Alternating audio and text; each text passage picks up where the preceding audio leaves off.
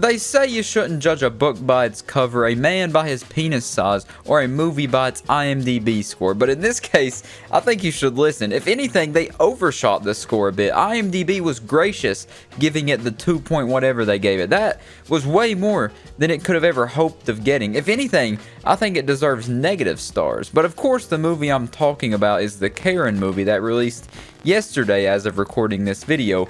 And when the movie trailer dropped a while back, I had the same reaction as everyone else. We all thought unanimously that this movie would be a stinky pile of dookie and just be like washed away in the gutter or something. But it came out and it blew my expectations out of the water. I had no idea how long I would have to let my bathroom air out for after this one. I wanted to first take a look at the IMDb page with you guys before we got into talking about the movie. They gave it a 2.3 stars out of 10, which, like I said, is very gracious. It's like they're gods bestowing their blessings upon their followers. They did not have to give them 2 stars, 1 star. They didn't have to give him any stars, but they graciously blessed him with 2.3. The little description says, a racist woman takes it as a personal mission to displace the new black family that just moved into the neighborhood, but they won't back down without a fight. Coke Daniels, you must have absolutely been coked out of your mind when you directed this and wrote this, because God, this whole thing was doomed from the conception. No plan or no director. They could have brought Steven Spielberg in and he could not have made this movie work. The premise just doesn't. You can't make this into a horror thriller movie. You can't even make this into a movie. There's so many things that can go wrong, and this movie makes them go horribly wrong.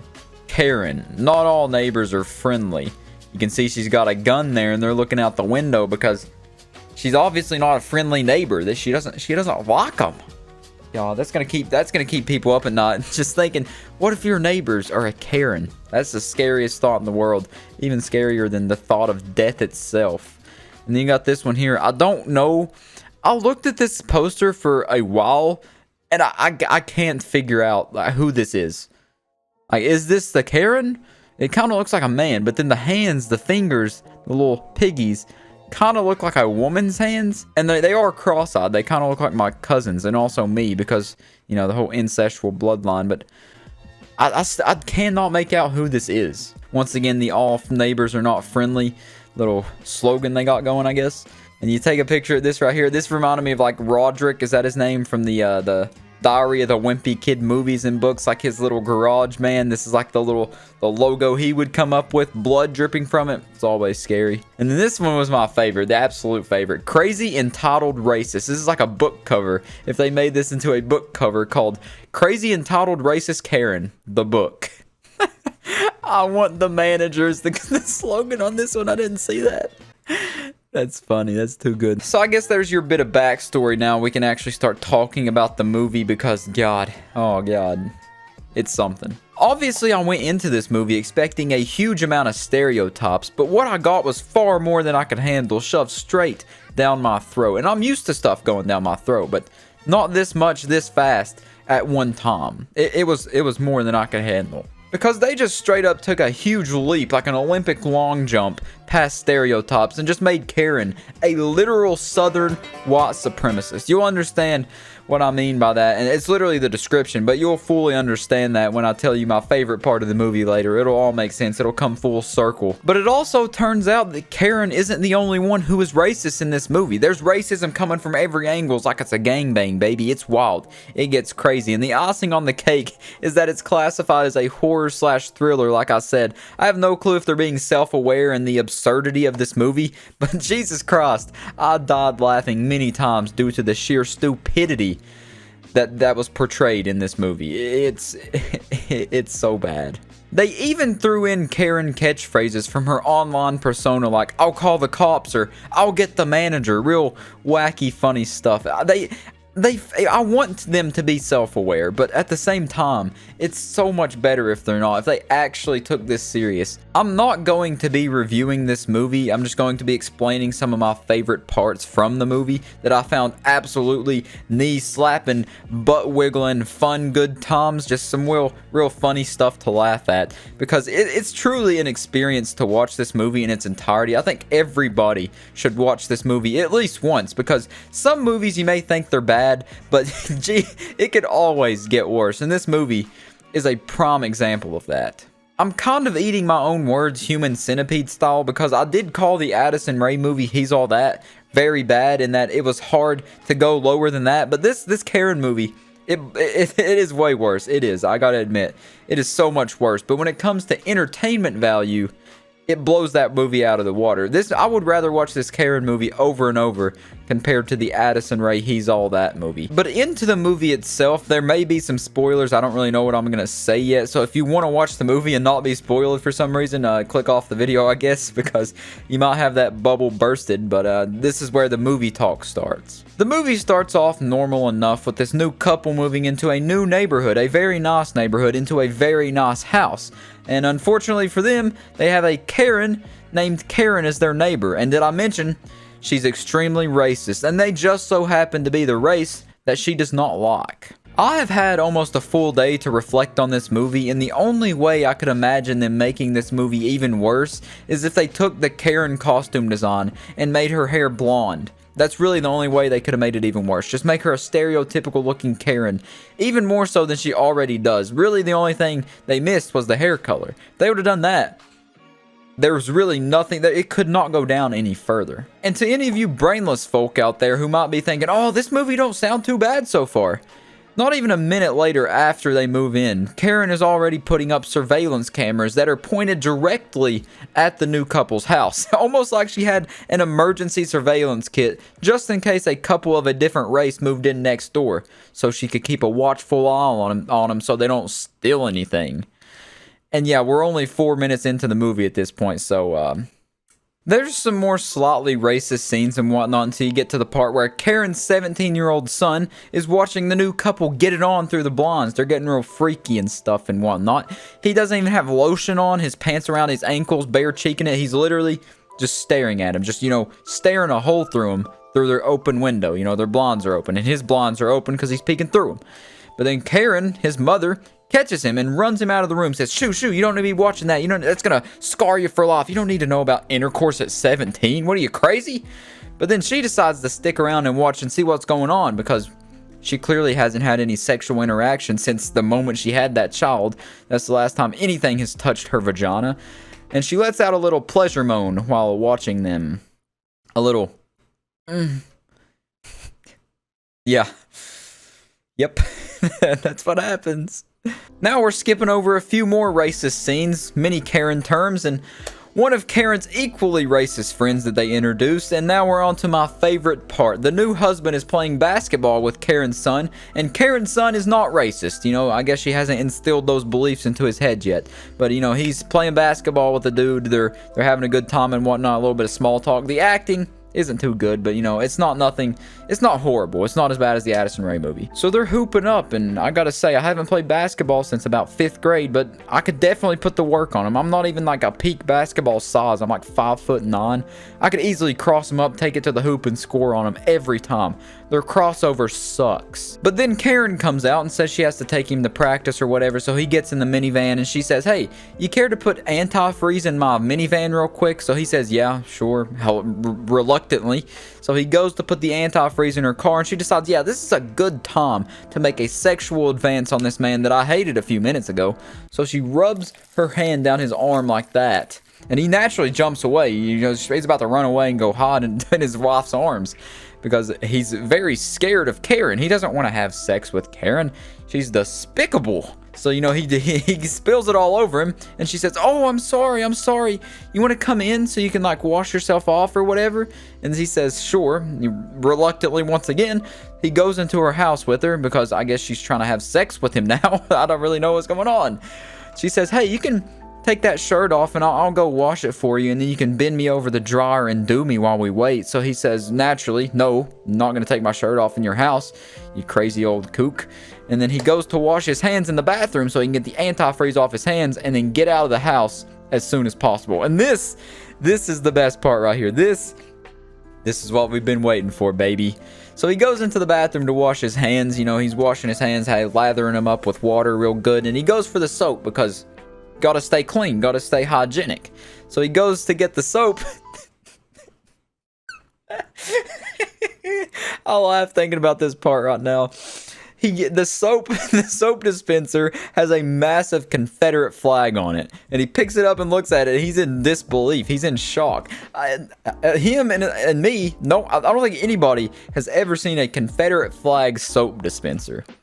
It shocked me as much as it shocked him in the movie. And then he looks around the bathroom, and she has complimenting Confederate soldier pictures to go along with the soap. I guess it's a Confederate soldier themed bathroom. Just to really prove the fact that she is indeed racist. So he runs out of the house naturally. He's a bit freaked out. He goes to his wife to go cry to her, and he starts yelling and says, "Babe, I went to the bathroom and there was a Confederate flag soap dispenser." And when he said that, man, I lost it. I got out my pen and paper and I wrote a death threat to the Grammys, because they deserve something. They deserve some type of award for this performance of the Confederate soap dispenser. If they don't win something, the Grammys are in trouble, I'll tell you that much. Now, hopping, skipping, and jumping through to another part of the movie, they have a board meeting where they all got their thumbs up their bums talking about a water slide or something. And then Karen says she has some pressing issues regarding her new neighbors. And then one of the board members jumps in and says, "The black ones?" It's a very common theme in this movie. Every time someone says the new couple or the new neighbors, one random person, some wacky side character will jump in and say, "The black ones?" But Karen continues and says she can't stand this new couple because the wife gave her son a peep show, flashed him a tit and whatnot. I said, "Hey, baby, you want to see this titty, you 17-year-old? I'm definitely showing it to you, and you're not peeping through my window." But she brings that up in the meeting, and then she says they can't even afford the house because of their skin color. And then that's the cue for another side character, one of the neighbors, to pop in and say, "That's racist." Yes, indeed it is. It is indeed very racist. That is a huge part of this movie, it turns out. This movie has made me laugh the most I've laughed in a long time. Since my grandma's funeral, probably. It's something. At that same board meeting, though, Karen goes on to say way more racist things that I think I would get thrown into Twitter jail for repeating on here, so I'm just going to refrain from saying them. Like I said, go watch the movie. It's a trip. Now we're sliding through some more gunk of the movie until we get to the new couple's housewarming party, where Karen basically invites herself because she wants to be there, I guess. So she takes her cake to the kitchen that she brought over. It's like a fruit cake or something. I don't know. Doesn't look very good, but she sees the wife and she says, "Oh, well, look who's slaving away in the kitchen." Yep. Then the next day, like a true hero, Karen runs and practically drop kicks a WWE finisher on the new couple's garbage can because it's not garbage day.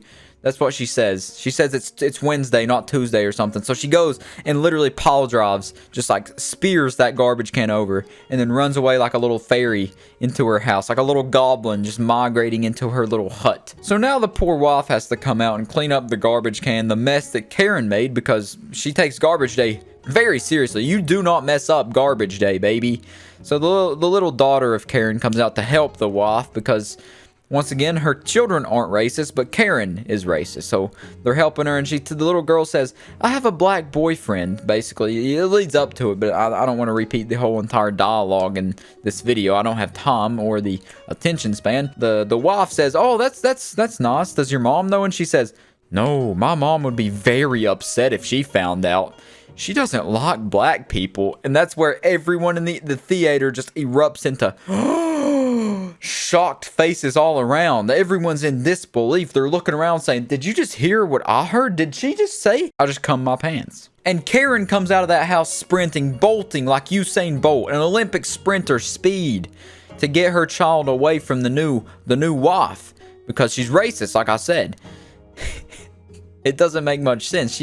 This is the start of her little villain arc, the spiral into madness. She's truly starting to go insane. This was just a little glimpse of it. This is just a little taste of what's to come later on in the movie. Madness continues to consume her, and she's screaming like a toddler in those Karen videos where they'll act like they get hit by a car, or they'll act like they're being attacked by a dog, and they're on the phone with the cops, acting out this whole drama scene, and the people are recording them just standing there like, none of this is happening. You're an actual idiot. She does that with the little teenagers, and nothing is happening, obviously. They're not assaulting her like she says, but she's hopping around like she's on fire, like playing the floor's lava. And then she calls her cop brother, who turns out to also be racist, because Racism seems to run in the family. So they all get arrested. And yeah, Karen clearly hasn't took those normal pills in a very long time. But then Karen loses what she holds dearest. Not her family, not her brother. Her position at the HOA. She lost it because of getting those teenagers arrested. And one of the teenagers' fathers happened to be a very big civil rights lawyer. So now he's suing the police. And he got Karen fired from her HOA position. And HOA stands for Homeowners Association, by the way. This was absolutely Karen's breaking point. She's lost everything she loved. She can't love anymore. She doesn't love her children. She doesn't love anything except for that HOA position. That's all she loved. That's all she cared about. She might as well put her children up for adoption. She only had them so she could be in the neighborhood and have that HOA position as president of the HOA. Now, that's all gone, stripped away from her. She feels naked. She doesn't feel like she's herself anymore. It's like her name, Karen, was taken away with the title of president of HOA. She doesn't know who she is anymore. She's lost all sense of purpose and identity. I feel like I just went on a whole TED Talk right there, man. I also want to bring up the point that Karen's brother sounds a lot like Alex Jones. I don't think I can show any video clips in this. I don't think he's in the trailer, but if he is, I'll pop it up in here, but I can't take an actual clip from the movie, unfortunately. He yells a couple times in this movie, and I'll tell you, it sounds exactly like Alex Jones. They're built the exact same. If this guy had a beard, they would be twins. It's so funny. It's so insanely funny how much he sounds like Alex Jones when he's yelling. That brought a big grin to my face when I was watching. But the rest of the movie from the last point I touched on is just racist brother and sister going at it with this new couple, trying to bring them down for some reason. They're trying to kick them out of the neighborhood or kill them even, actually. They're actually trying to kill them.